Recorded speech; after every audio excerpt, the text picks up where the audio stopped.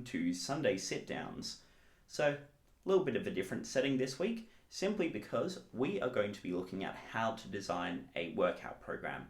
So, got my whiteboard full of all the things we're going to be covering and everything that encompasses designing your own workout program. So sit tight, make sure you've got your thinking cap on, make sure you're taking notes, and we're going to show you how to put together a workout program, and you can do it all from the comfort of your own home. Alright, let's get started.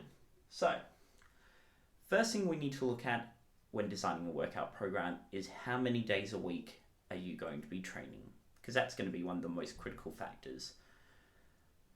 Basically, what we want to do is look at the number of training days, our training frequency. So typically, if you're a beginner just starting out the gym, we'd recommend something like 2 to 3 days a week just to get started. So basically, cut your teeth on the gym, get a little bit of experience, get a feel for how your body responds to exercises. We don't want to overbear it and place your body into too much stress, otherwise it will really dramatically slow down your recovery. You will also find, if you're new to the gym and new to exercise, your body will respond to pretty much anything you throw at it. However, we can maximize our results if we train smart, train with intensity. So first thing is training frequency. And you'll notice I have this little thing here. IIFYL, if it fits your lifestyle. Remember that you're probably only going to be spending about 45 minutes, maybe 60 minutes in the gym per training session. A lot of people quit gyms, put their memberships on hold, or just give up on fitness altogether because they try to do too much and try to make everything center around their fitness. While it's all well and good to look after your health and fitness, you also have to look at something that's sustainable long term. So for some people, they can really only manage 3 workouts a week. They just don't have the time for anything else. If that's where you're at, just start with that. If that's all you can commit to long term, then that's going to be your long term training frequency. Don't uproot your life for max 3 hours of working out a week. In the grand scheme of things, you're not spending a lot of time in the gym. So when you are in there, you have to make sure that your training is intense and also that you can commit to it. So, training frequency, sort that out.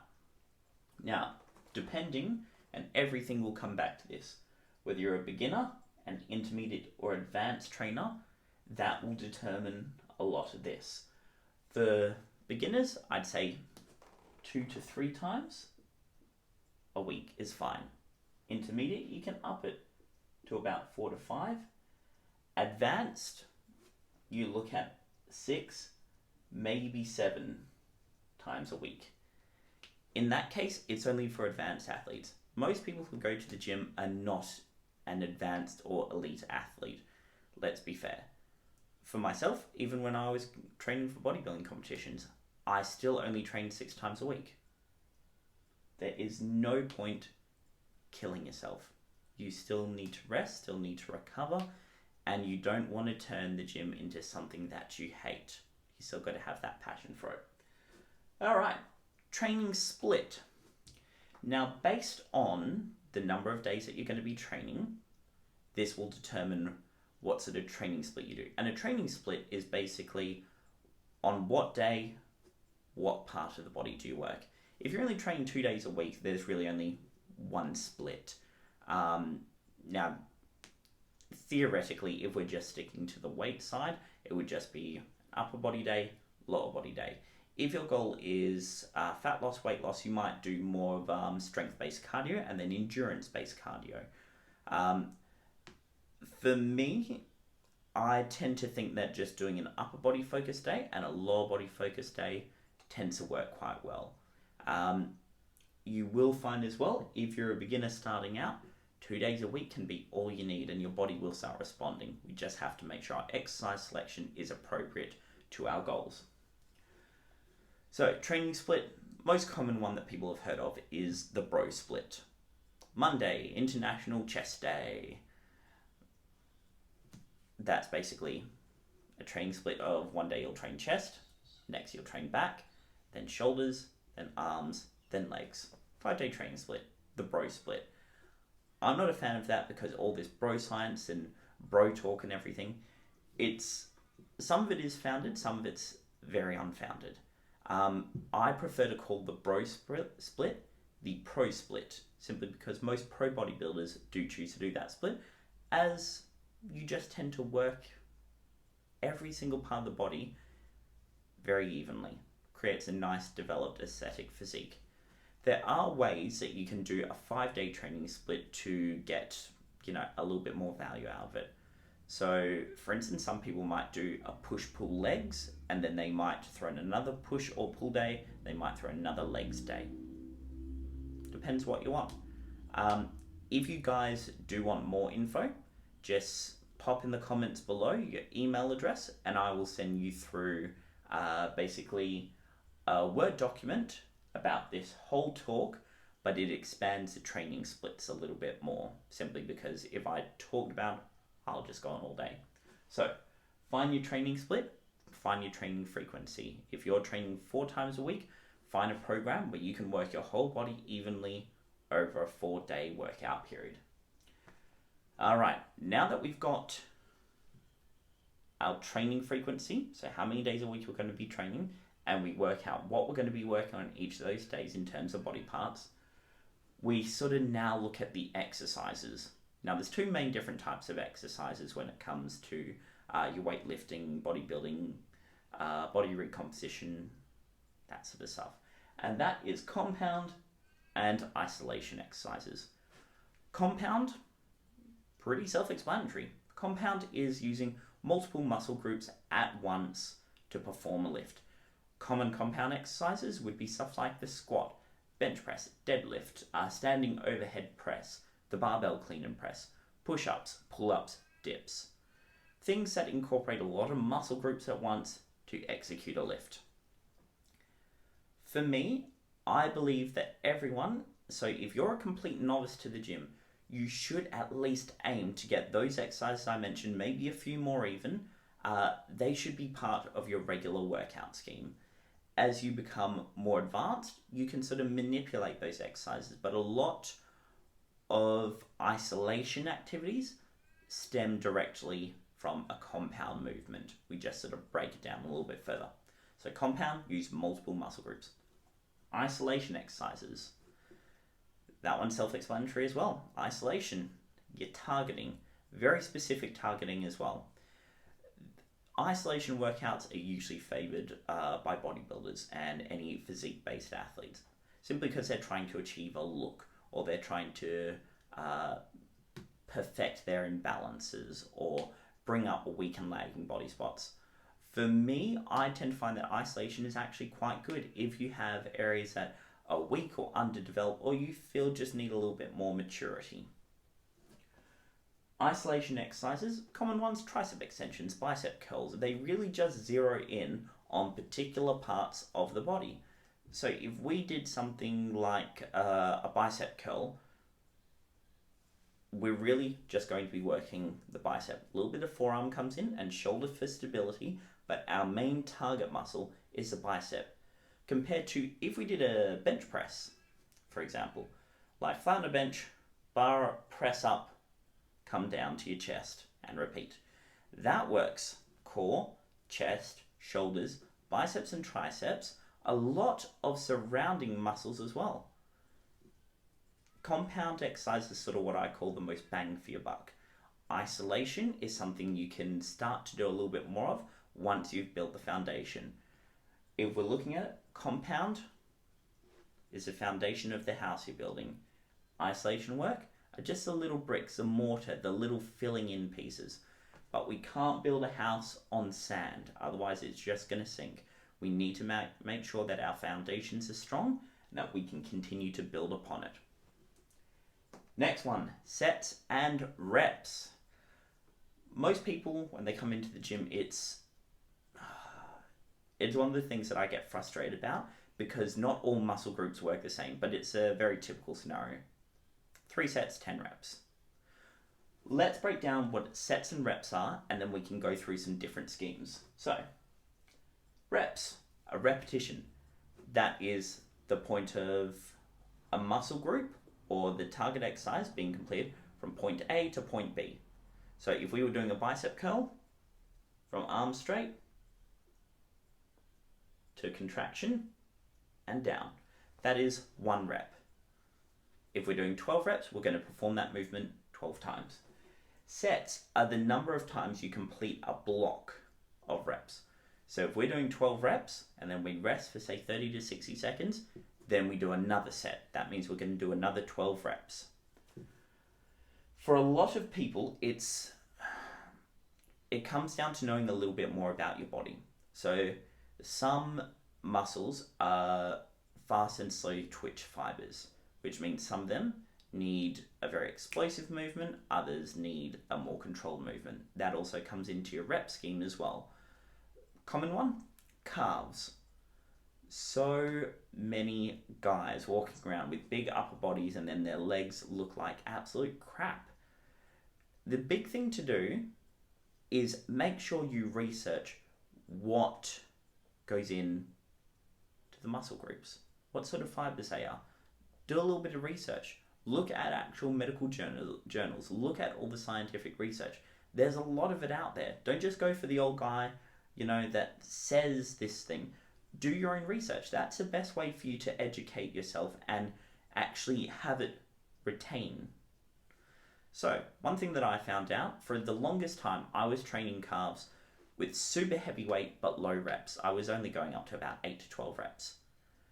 And then I decided to drop the weight on the advice of a PT, and a very good PT at that, who had phenomenal calves. And I thought, well, works for him, I'll give it a shot. Clearly he must know what he's talking about. And he explained the science of it behind it to me. So if you're on your legs all the time, on your feet, your body becomes quite used to the stress that is placed on your legs. What you want to do is you want to take it outside of that natural norm. With calves, you have to make sure you get full extension. So take your calves, when say you're doing a standing calf raise, actually flex up, point your toes into the ground, heels up as far as you can, stretch them out, come down, nice and controlled. And you want to hit it for high reps, low weight. So for me, each set of my calf raises, seated or standing variations, will always be 20 reps minimum. If I'm not getting those 20 reps, I don't usually feel it. Now, you might get the odd person who you can really slow the rep down and maybe put it to about 12 to 15. But you do have to make sure you're doing high level reps. On the inverse, hamstrings, I found that they need really heavy weight for low reps to really, really target them. Quadriceps, a little bit of a 50-50. I tend to do a 50-50 split of high reps, low reps, and a 50-50 mix of high weight, low weight. Same deal with my chest. Now, you also need to look at the muscle as well. So a lot of guys, too many guys, do bicep curls and they do a really heavy weight and they're working a really tiny muscle. In comparison to the rest of your body, the biceps are tiny. There is no need to be throwing up massive poundages for really shit form. This might not be PG, but there is no need to do this sort of stuff. You're just going to risk injury and take yourself out of the gym, and then you're not going to progress like you want. Train smart. There's an old saying, train smart, not hard. I believe in training smart, but training with intensity. Workouts will be difficult, but if you train effectively, you're bound to mitigate a lot of injuries, and you're bound to get to your goals a lot faster. Sets and rep scheme. If you're doing strength, 5 sets, 5 reps tends to be a really good way to do it. Pyramid up in weights, down in reps. For guys who are looking for hypertrophy, so mass building, usually anywhere between 3 to 5 sets, but usually you'd be keeping the reps between 8 to 15. For general muscular endurance, health and fitness, we'd look at about 3 to 4 sets, working about an 8 to 12 rep range. Nice and easy. Now again, this isn't hard and fast. You can play around with the reps and see what works best for you. Again, if you do want more information on sets and reps, just pop your email down below and I will send that through for you, free of charge. Alrighty, so now that we've sorted out how many days a week we're going to be training, what our training split's going to look like, what the difference is between our compound and isolation movements and which one we should be favouring, and more favour should go towards the compound exercises, no matter if you're beginner, intermediate or advanced, and we sort of know a little bit about our sets and reps. There's one thing I want to do before I go through the breakdown of our workout, and that is intensity methods. So, with this, I definitely recommend that you do some research on this, and it will lead you down a big rabbit hole of how do you progress. So the big thing is you just can't keep adding more weight. A lot of people will go to the gym and they don't progress, is the easiest way to say it. The main reason is because usually it's the guys that fall into this. It sounds a little bit stereotypical, but it's mainly just the male ego. They think that lifting more weights equates to more gains. The only thing is, if you started off doing let's just use leg press because it's one that, does work fairly well, and it's one that is easy to visualize.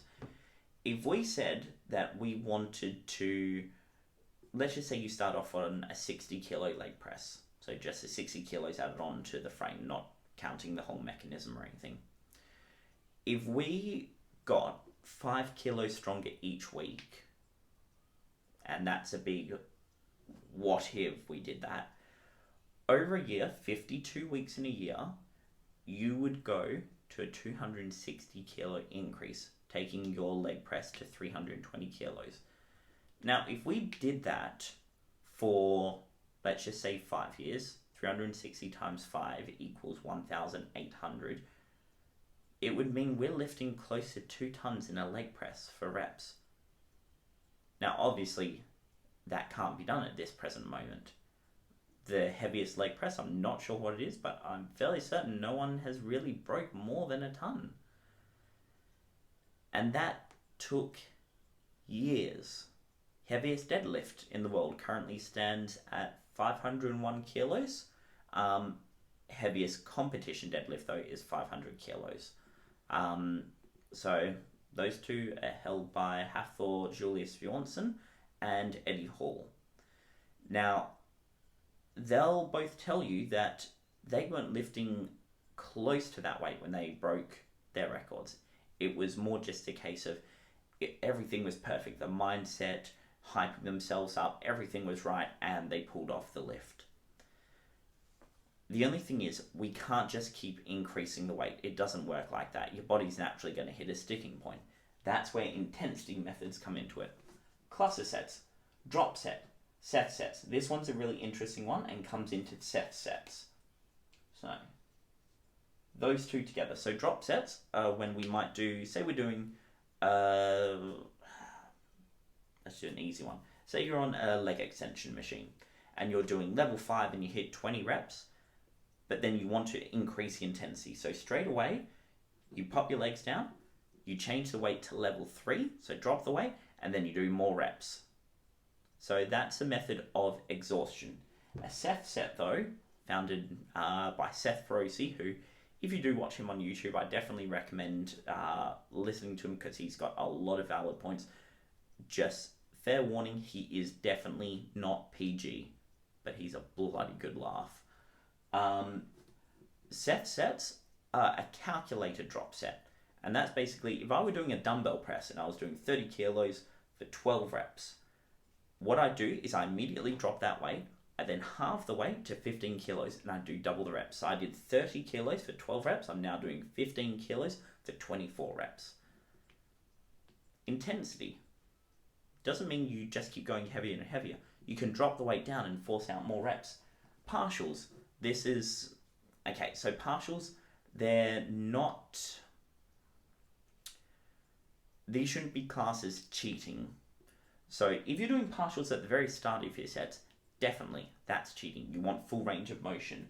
However, a partial towards the end of your set where you're trying to tire out the last of your muscle fibers, say in a bicep curl where you were doing full range of motion going all the way up, all the way down, then your partial might mean you only come about 90 degrees up.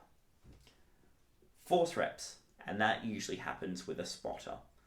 They'll give you that little bit of assistance through the sticking point of a lift. So whether you're doing deadlift, bench press, squat, barbell curl, whatever the point is, they will give you that help to fight through the extra reps that you might not be able to do on your own. Supersets, king sets. This is where we pair exercises. So you might do, let's just say, a leg extension and then go straight into a standing calf raise. Back to back, that's a superset. And a king set is where we do 3 or more exercises. 1, 2, 3, one after the other, before we hit our rest period. And then we go in through the next set and rest and through the next set. Those are 2 very brutal approaches. Again, I wouldn't recommend that to a beginner because virtually anything you throw at them is going to cause a response. We still want to have a little bit left in reserve. You don't want to just completely use everything right away. Hold off on some things and then throw them in when you hit the plateaus and the sticking points.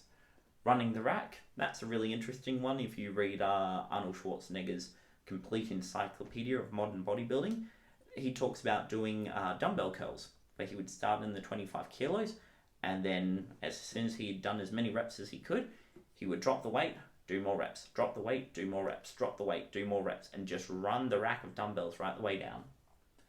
Pyramid sets, that's basically where you pyramid up in weight, down in reps, or vice versa. Nice and easy. Intensity methods, really important. So now we come to the final bit, which is what does a workout program look like?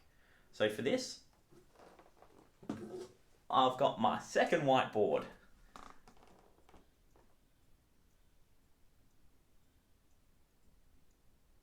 That is basically how you can design a workout.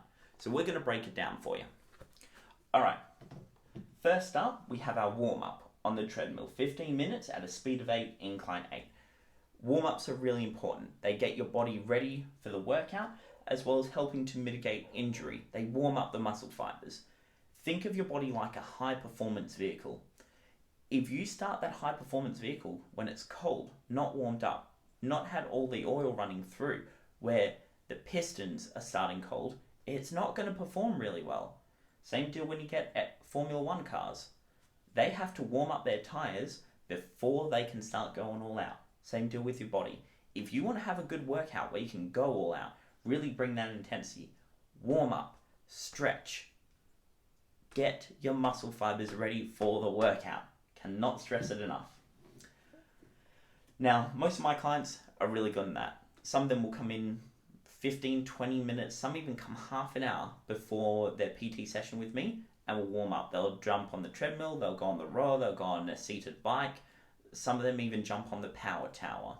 And if you don't know what they are, well, it's probably for your own good that you don't know, because that is absolutely brutal. All right, so warm up first. Now, I've chosen my workouts and I'll basically run you through how I design a workout. So, next to each exercise, we have letter of the alphabet. So this is A, B1, B2, C, and D. What I do is A is done on its own. B1 and B2 are a superset. That's where we're going to do dumbbell lunges, complete our allotted amount of reps, then go straight into dumbbell RDLs. Once we've completed the dumbbell RDL reps, that's when we get our rest period. Then we'll go into leg extensions, then calf raises, and finish. Nice and easy. So, how do we go about the order and the sets and reps? This is really the meat of designing your workout program. This is what we all came to find out. Remember how I said prioritize compound? squats. They come up first thing. Get your compound movements done first. There are certain exemptions to this rule, and I'll explain that at the end of this, but primarily keep your compound movements at the start. You're nice and fresh, you'll be able to complete them with good form and with intensity. They'll also work your major muscle groups before you start isolating. So back squats. Here we've got 5 sets of 8 to 12 reps, and our goal is to progressively go up in weight while sticking within that rep range, 8 to 12. We want to probably start at about 12 reps on a good comfortable weight just to warm up. Second set, we want to up the weight, maybe drop down to about 10 reps, and then we want to go 9, 8, and stay within the 8 to 12 rep range. The goal is to drive intensity. That is our pyramid set. And predominantly for your compound movements, it is a good idea to implement pyramid sets. Now, some people might just like to do a regular 4x10 or a 4x12. Nothing wrong with that. Just so long as you're hitting full range of motion and you're putting stress on the muscle groups. Right, after the back squats, we come into our superset of dumbbell lunges and dumbbell RDLs. The big rule with this is usually keep the rep range close to each other. However, with this one, I'll explain to you an outlier. So, dumbbell lunges, they work overall leg development. Glutes, hamstrings, calves, quads. So we're going to go a traditional 8 to 12 reps, 4 sets. Also, we're doing the same number of sets in the dumbbell RDL, just with less reps. Because remember, dumbbell RDLs are good for targeting your posterior chain. In particular, they place a lot of stress on the hamstrings. Hamstrings require heavier weight, lower reps. So the 6 to 8 methodology. After we've done that superset, we're going to go into a little bit of isolation. So if you know that your quads need a little bit more development, maybe prioritize some leg extensions.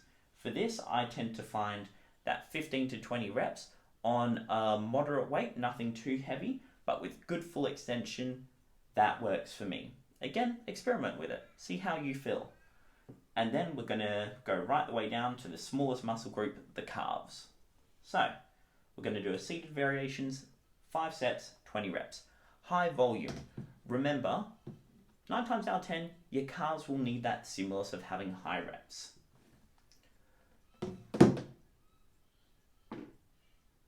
It's not always that simple though. What we can do is, if you're an intermediate to advanced trainer, this is where we start looking at how your body develops, and in particular, which parts are progressing well, which ones are slowing down behind, where are your weak spots. And that is where I would start prioritizing.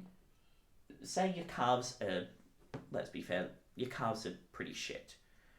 There is little sense in leaving them right the way to the end once you're all exhausted if your calves need the most work.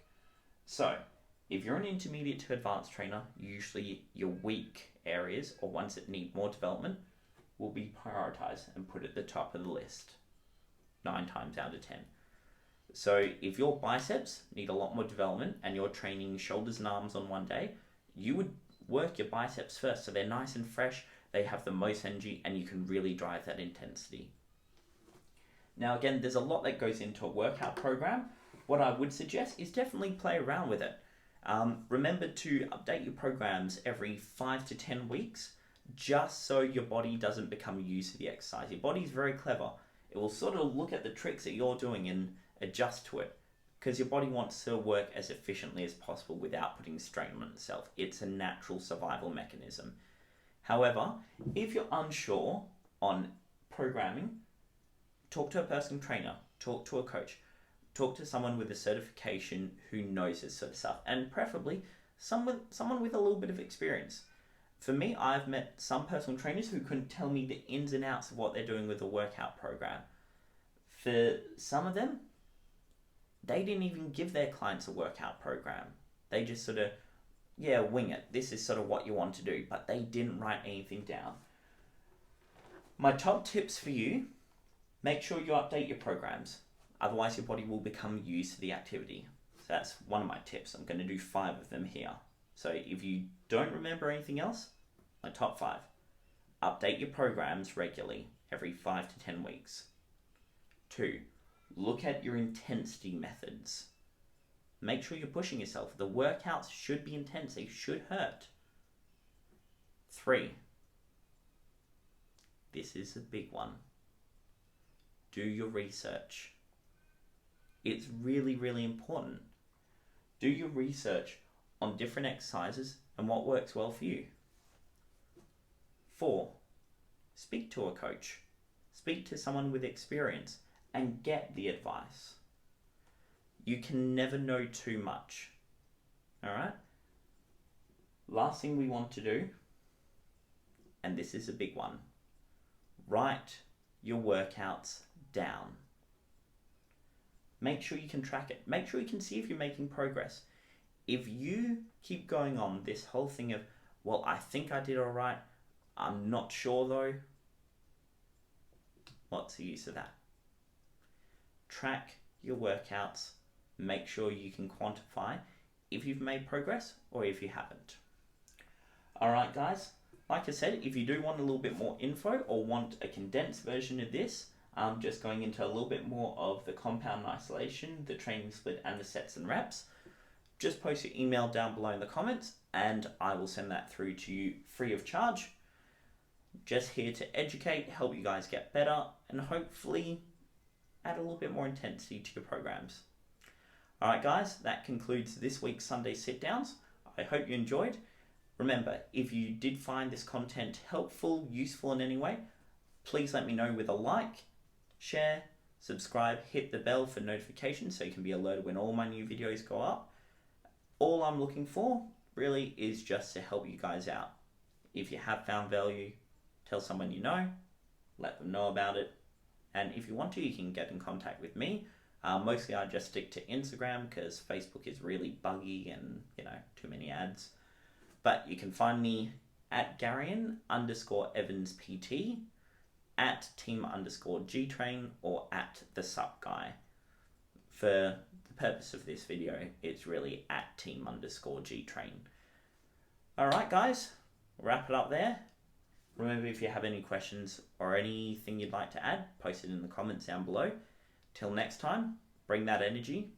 Team GTrain